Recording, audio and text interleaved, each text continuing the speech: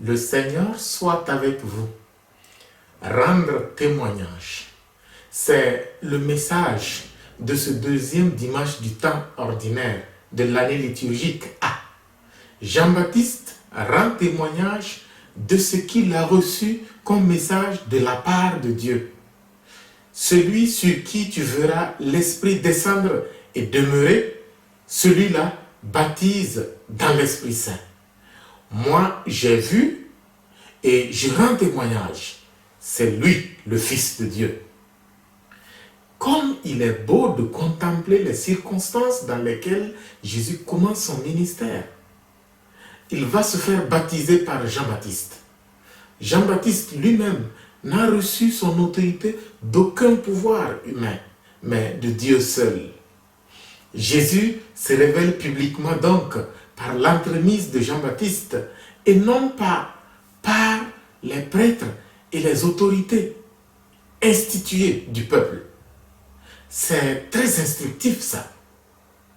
Et cela me fait penser à Marie elle-même, la mère de Jésus, et à Joseph, son père adoptif, qui n'était absolument rien dans la société. Les foules autour de Jésus s'interrogeaient d'ailleurs à ce sujet. N'est-ce pas lui, le fils du charpentier? Mais d'où lui vient tout cela? Oui, une seule chose est sûre. Dieu n'a pas besoin de nos institutions pour révéler ses mystères. Il se sert de qui il veut, au moment où il veut, par les moyens qui sont les siens, pour faire advenir sa volonté. Il attend seulement de la part des hommes et des femmes qui reçoivent ces missions de rendre témoignage. Évidemment, Dieu ne se révèle pas aussi facilement, mais quand il le fait, il ne s'attarde pas forcément sur nos institutions à nous, c'est-à-dire qu'il ne passe pas forcément par le pape ou par l'évêque ou par le prêtre ou la sœur.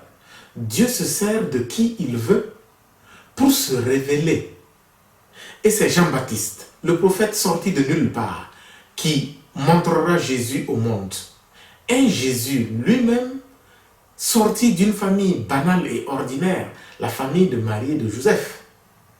Voici l'agneau de Dieu. Il y a tant d'hommes et de femmes à qui Dieu parle de mille manières et qui devraient raconter leurs expériences, comme Jean-Baptiste en proclamant « Voici l'agneau de Dieu ».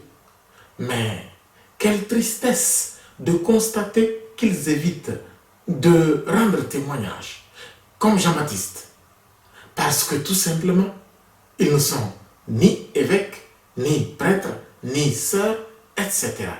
Rendez témoignage, chers frères et sœurs, rendez témoignage de tous les faits extraordinaires que Dieu vous montre dans votre expérience personnelle de foi.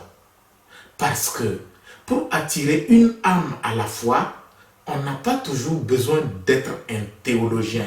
Soyez des Jean-Baptiste et rendez témoignage pour la plus grande gloire de Dieu.